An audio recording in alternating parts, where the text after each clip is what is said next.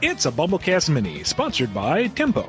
Sonic is an anti-authoritarian, disregards money, fights for the uncompromised freedom of all, upholds accountability of the individual, and lives amongst a tight-knit group of friends in a community that thrives off of helping each other out and supporting the livelihood of the economy, or lack thereof, and people purely on a basis of mutual benefit and the greater good. He is, by all accounts, a peaceful anarchist. That's a real thing. Look it up. Of course, Sega will never acknowledge this, but if you had the opportunity to take this angle and apply it more directly to any interpretation of his character, Archie and Underground spring to mind here, as there are more political powers besides Eggman and Robotnik he can stand up to.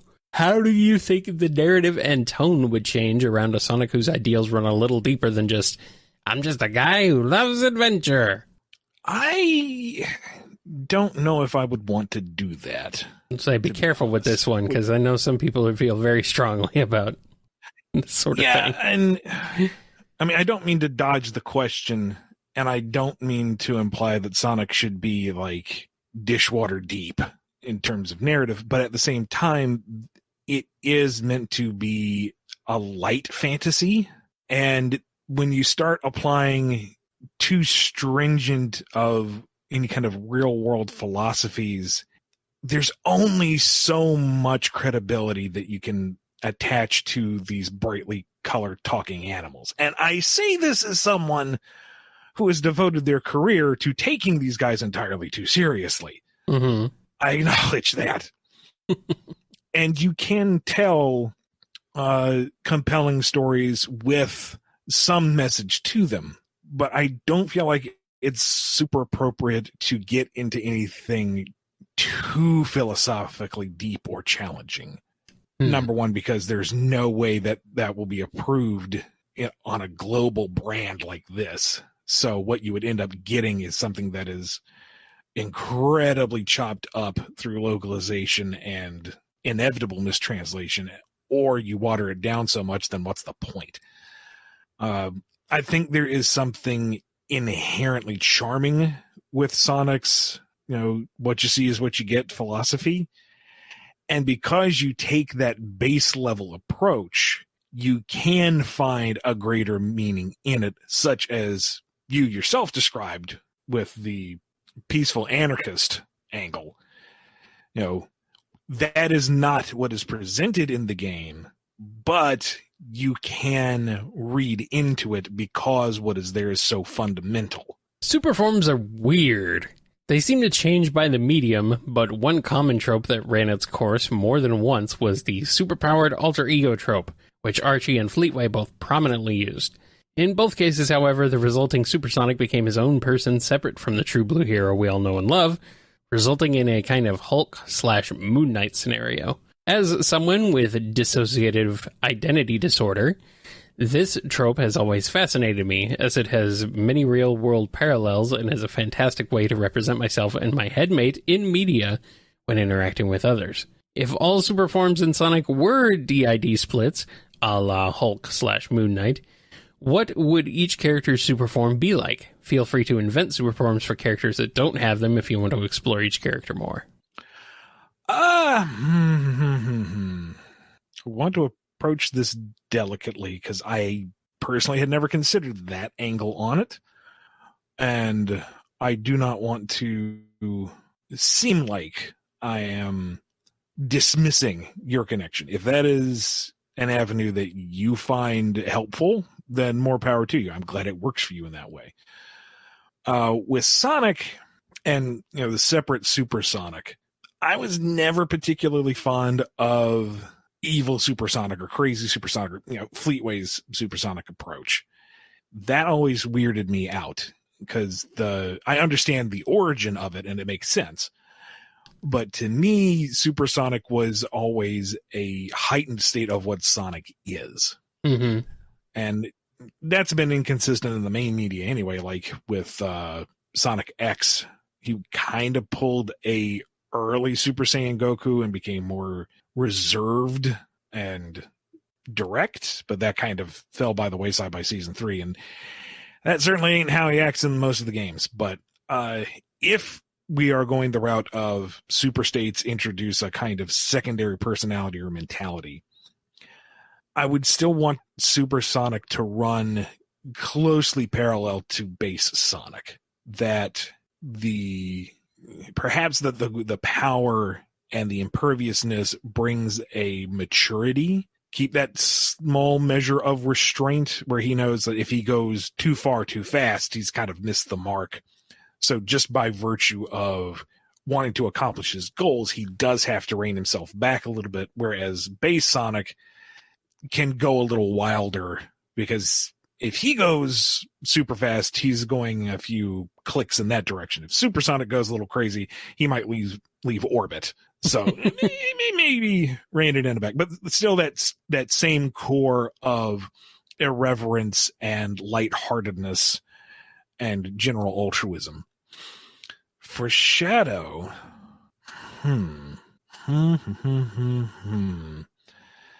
that might be a more serene, a more grounded and centered Shadow. Base Shadow is kind of perpetually angry, very standoffish, not looking for a fight, but expecting a fight at any given opportunity.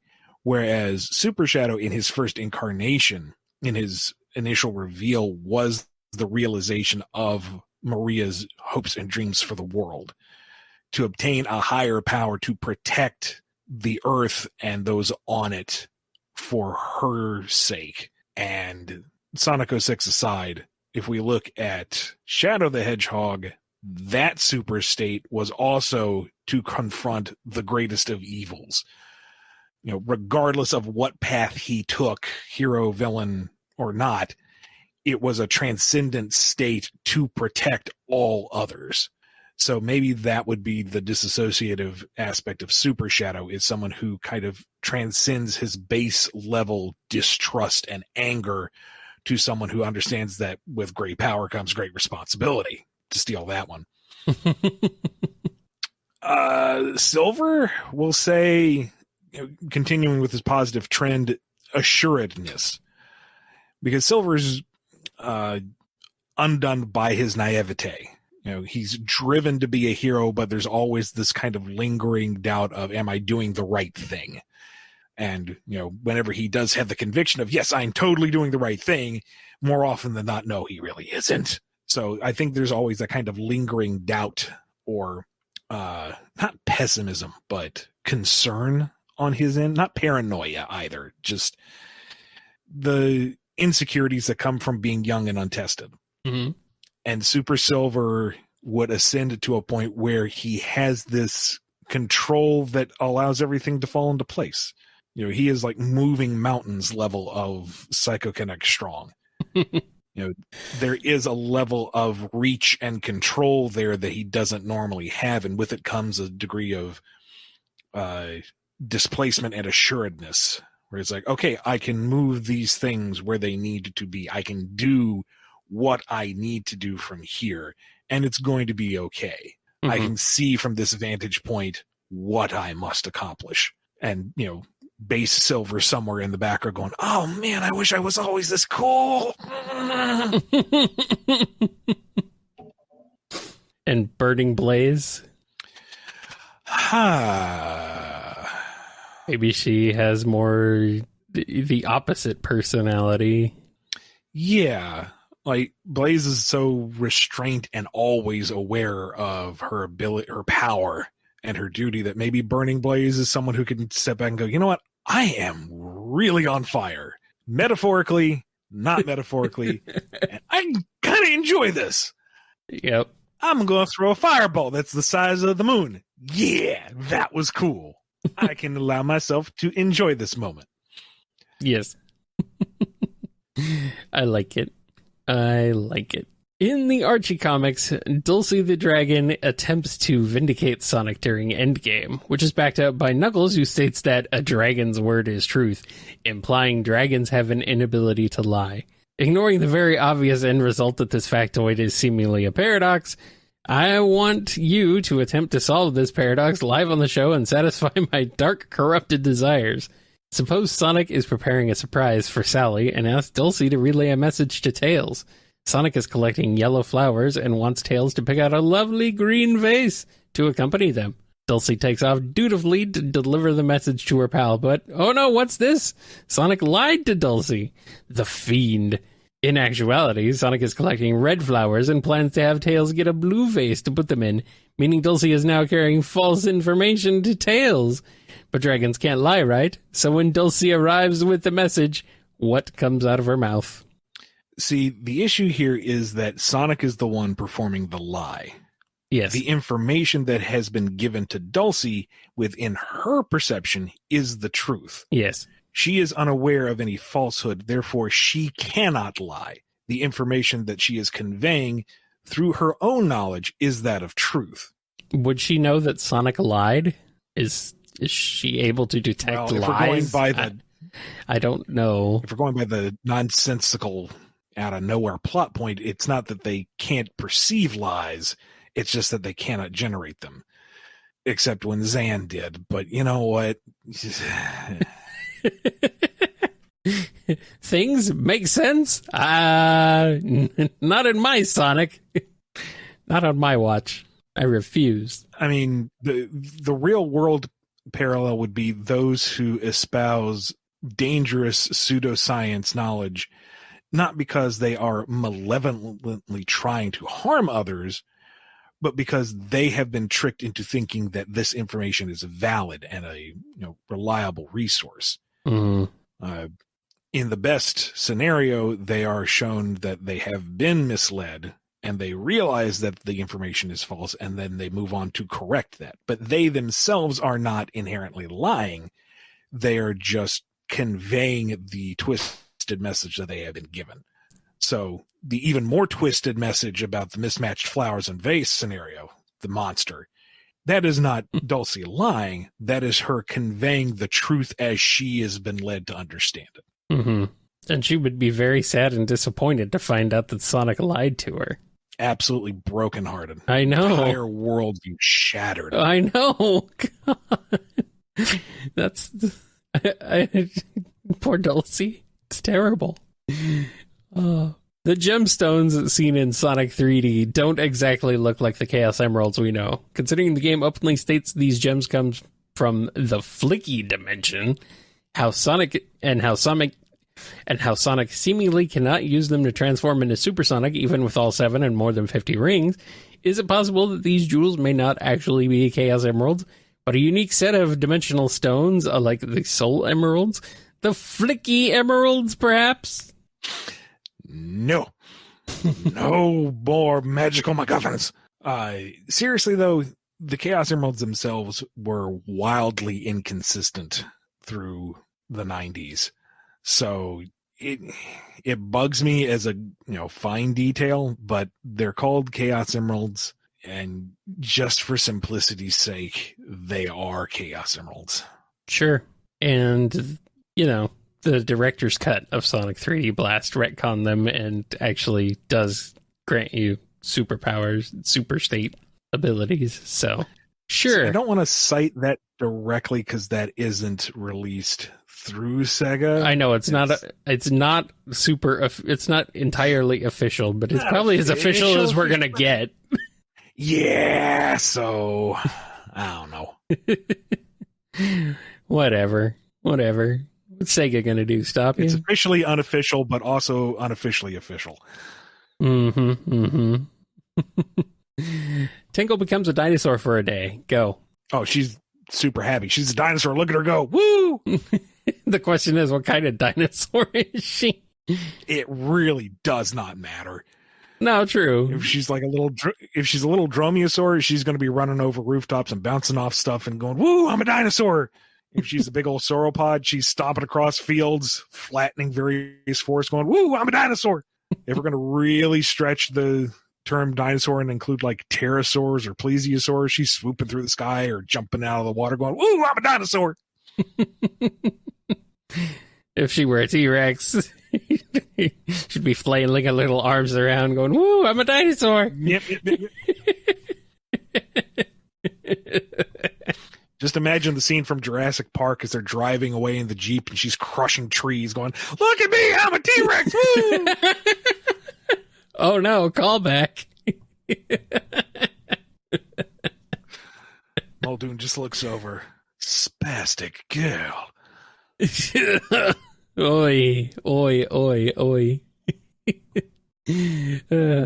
And now, an alternate universe where Rouge and Blaze swap occupations. The dignified and proper Blaze the Cat is a renowned spy in league with Gun, and the selfish and conniving Rouge the Bat is now a princess in charge of an entire kingdom full of treasures. How do the day-to-day lives, times, and happenings of these two play out in this scenario? Blaze would be a much different spy than Rouge. She would be the James Bond-esque, very stylish, using her presence to get her through doors rather than being sneaky. And flame powers would be used very covertly. Doesn't want to tip her hand too much. And used as a last resort when things inevitably go to hell Bond style and she has to blow something up. She's very dedicated to her job. Yes. Yes. Imperial Princess Rouge understands that you have to keep taxes balanced, otherwise the peasants will revolt. But are you sure we can't squeeze a few more gems out of these guys? Yes, agriculture is important. Everyone has to eat, but we also could be mining that land for shiny things. No? Okay. Where's the princess gone? There's a treaty to be had. She disappears whenever we need her. Where did she go? Oh, look, she's swimming through the vault of riches again. Scrooge McDuck in it. I can see it. That would be funny. Has killing off one of your own characters ever been emotional to you? I've attempted to bring a just earned end to a number of my own characters for ages now, but I find it really hard to build up the motivation, for lack of a better word, to actually go through with it. Now that I've definitely set the end of the road for one of my characters into stone, I'm dreading reaching that point. Sure, there's a ton of dead time between her off-page birth and her entering the next life that I can fill with hundreds of more stories about her, but I don't know. Once a character's death has been publicly shown, even going back to the past to spend more time with them rings hollow, and something just doesn't feel the same. Do you ever struggle with this? Is it weird for me to think killing off a character I've created is almost a soft form of murder of a loved one? It sure feels that way sometimes. I grow incredibly attached to these guys as they're a part of me, and wiping them out so suddenly makes me feel like I'm taking someone I care deeply about for granted. I know they're fictional characters, but being born out of facets of my own life makes them feel more real than just pencil strokes on office paper. I can't think of any characters I've killed off that deeply affected me. It's more the ones that went through the trials and came out the other side in not necessarily the best way. Like Sally making the sacrifice and getting roboticized, that was rough. Antoine taking one to ensure the safety of the king, that hurt. Mm-hmm. Honestly got misty-eyed writing up Tangle's reveal that she was going to be infected and she's just living on borrowed time. Those aren't death scenes necessarily. They are incredibly traumatic events, and that's pretty bad. Everyone else, like Tommy Turtle or Sir Connery or Adam or whatever, it was like, no, they should have been gone a long time ago. Bye-bye. Don't let the pearly gates hit you on the way in type of thing. That didn't bother me too much. But only one of those you could lay claim to being actually your character, though, really, to be fair. Yeah, none of them, but I still threw the switch. For my stuff, though, I haven't really been met with that challenge just yet. And when you are approaching your narrative, the question is, why does this character have to die? What are you achieving with the character reaching their end? And is it the nature of the story itself? Like it's a consequence for their actions, or it is to establish the threat of what's going on with the rest of the cast? Is it their noble sacrifice that epitomizes their ideals? What is it that goes about this? Why have you chosen this end for them? And if it's because It'd be dramatic. Maybe dial it back a bit. Does this need to happen? Do you really need to pull that trigger? What is being achieved here? I think your reticence is a sign that you're not just doing it willy-nilly, which is good. But as you said, going back and seeing this character in the past, examining their lives totally, I don't say it doesn't necessarily ring hollow, because our memories of those we have lost are not invalidated by the fact that they are no longer with us, but they are recontextualized. So if you are planning on telling stories about this character after they have been removed, then you will have to take into account that it is through that retrospective angle, that it is going to be tinged with some emotion, whether it is regret or anger, or if it is bringing something new to light that recontextualizes how they went out.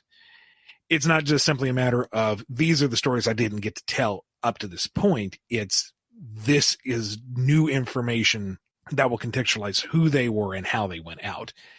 It is not, you cannot retroactively apply material as if it were part of the progressing narrative. You can't time travel like that with your stories or your characters. Any information you introduce is new and will be realigning the reader's understanding of the characters and events in the present. It's retroactively applied, but it is actively understood and interpreted. Mm-hmm. All right. Where is Twinkle Park supposed to be? And for the love of all things fast, Ian, how the heck is it supposed to fit inside Station Square? Have you seen that place? I think it's safe to assume that the Station Square hub is an interpretive representation of the city.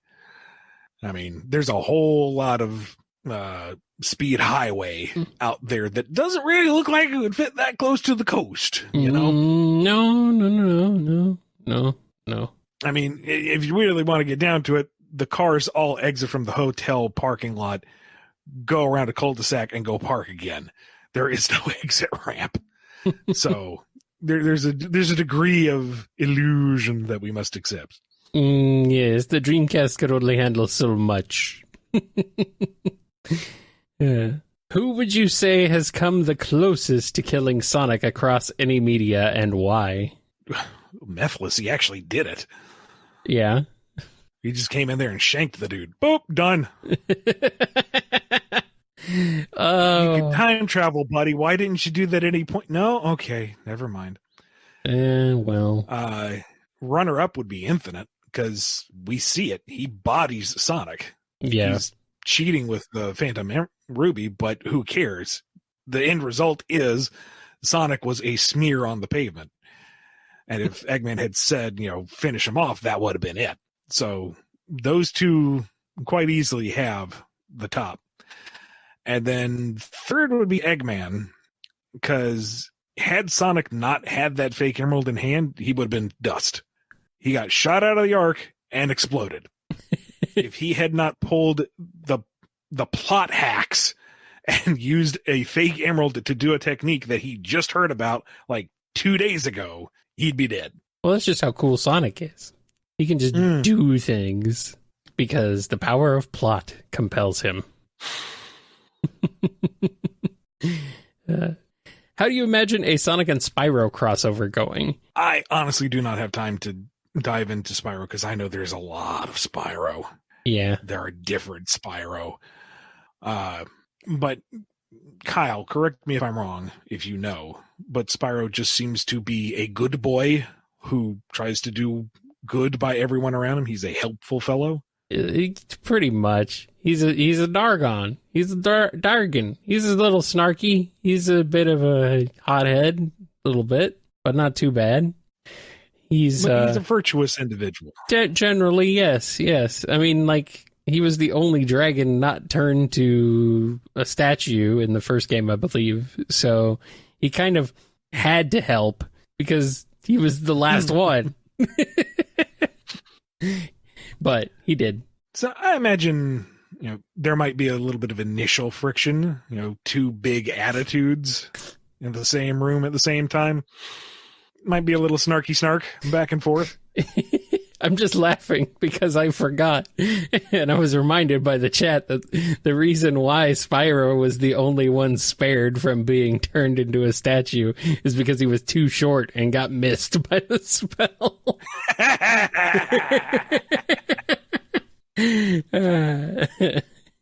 Yeah. The game's pretty goofy. I like Spyro. It's fun, but lots of silliness. I needed to pick up the remastered collection, but yeah, it's good. Time, money, all that. Yeah, I know. It's good though. It's fun. But whenever the inevitable greater evil appears, I think the two of them would reconcile at least enough to cooperate to save the day. Oh yeah. Kind of friendly rivalry at worst. I feel like they might butt heads a little bit, but yeah, I mean, Sonic's dealt with this kind of character before. It's not really all that different for him. So, yeah, it would be fun. Which Sonic characters do you think can throw a car like Big the Cat? I prefer if arm or tail length was only considered here, but if you're really strapped to figure it out, you can include special moves like the spin dash if it'll help. Throw it like Big? Nobody. Big can move vehicles effortlessly. They are just a mote to be plucked from the eye. Not even mighty? If you mean like, let's keep it modern era to save my ass. Okay. Not even Knuckles? Knuckles, we have seen it in game. He can't move that car. Budge. I guess that's true. This is hard and fast canonical evidence that one cannot dispute in the comments below. Mm-hmm. But you can try. Cue up the Mad Max gif. That's bait. Now, if we're talking just the ability to launch a car, to move it aside, then nigh upon everybody can. I mean, Sonic did it while surfing down a piece of metal. Knuckles logically should be able to punch one away. Amy conceivably could move it with at least a couple of swings of the hammer, maybe one if she gets up enough moxie. Omega, clearly, obviously. Shadow can flip a bus off its side, so conceivably he can knock it away. And if Rouge can go toe-to-toe with Knuckles, then presumably her kicks could send a car flying, possibly. I don't think Cream and Cheese count because she says, "Cheese, get it," and it just atomizes. That doesn't... I mean, technically it's moving, but it's gone. It's moving to another plane of existence. Yeah. Silver, I think, is the only other one who could move. Oh, yeah. Obviously. That's different. That's not raw physical strength. But he's cheating. He's cheating. Yeah. Yep. That's right. Big is truly the only one. And I mean, Blaze's axle spin should be at least comparable to Sonic's spin dash, so she could knock one aside. But if we're talking just pure walk up to it, deadlift it, and move it aside, nobody matches Big. No. In the modern era. No, not at all. Vector can move it by getting in it and driving it. Sonic finds himself alone and emeraldless in a world where time is very, very short. Termina. Unfamiliar with all things magic and no Supersonic to back him up this time, could Sonic prevent the terrible fate that is the Terminian apocalypse? Eventually. It's been a long time since I played through it, but I seem to remember Link fails to stop the moon initially. I think and so. Wakes up with the happy masked salesman. So there's some kind of greater power shenanigans going on. So assuming that Sonic has an opportunity to learn what he must do to prevent the apocalypse, yeah, he can achieve it. Maybe Sonic just spin dashes into Skull Kid and steals the mask from him. Jerk. I mean, I want him to take his time because I would pay a shiny nickel to see Deku Sonic or Zora Sonic or Goron Sonic. Fierce deity Sonic. Oh! You want your hypersonic back? All right, but with extra edge. All right. I'm down. Let's do it. Lightning round. Both of you come up with your own version of how peanut butter and jelly sandwiches for an invented. Bonus points if you can tell a cohesive story in under 15 seconds. Go. On the 8th day after God rest, he said, "I'm hungry," and thus there was the PB&J. I mean, yeah, it just kind of showed up. It was a gift from a higher power. That's really all it is. And it was delicious. And everything was good. Especially that sandwich. Yummy. I finally got to play Sonic Rivals recently, and yeah, I'm with you, Tempo. Well, this game is full of narrative holes, and I think you may know where I'm going with this. Does the Master Emerald still exist as an omnipresent object across space and time? I'm assuming not, especially since that doesn't even make sense, considering Chaos and the Echidna Tribe and the Ancients and multiple shatterings, and I think we all collectively want to sink into the earth and let our brains rot by now. I mean, it's technically Silver's first appearance in the main narrative, so we can't throw the whole thing out, but, time's a funny thing. Emerald disappears in the present and thus is gone at all points in time until it comes back, which means it is still present at all points in time. So it's a problem that undoes itself by timey-wimey, wibbly-wobbly, spacey-wacy stuff. Silver is a time traveler. Why does it matter what his first time appearing is? Because the way that his narrative and time travel is handled is less than ideal, but it is what it is. Just say stupid, Ian. It's dumb. Okay, fine. I'll say it for you, since if you said it, you'd probably get in trouble. Okay, I'll say it for you. If I have to be your anger translator, so be it. He does not speak for me. He is not. He is not my anger translator. Get out of here, Luther.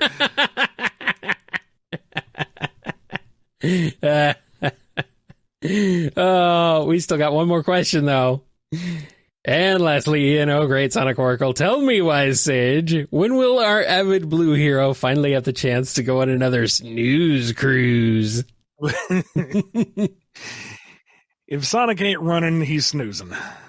Or he's eating. But, Or all three. At the same time. How? I don't know. He's Sonic. But no, all that action is punctuated with a great deal of downtime. Yes, and that is good. Speaking of downtime, I think it's time for us to get some downtime. Yeah. Thank you to Tempo for sponsoring this BumbleKast Mini. If you want one of your own, head over to patreon.com/BumbleKast, Ko-fi.com/BumbleKast, or become a YouTube member. Be good to yourselves, be good to each other, and we will see you next time on the BumbleKast. BumbleKast out!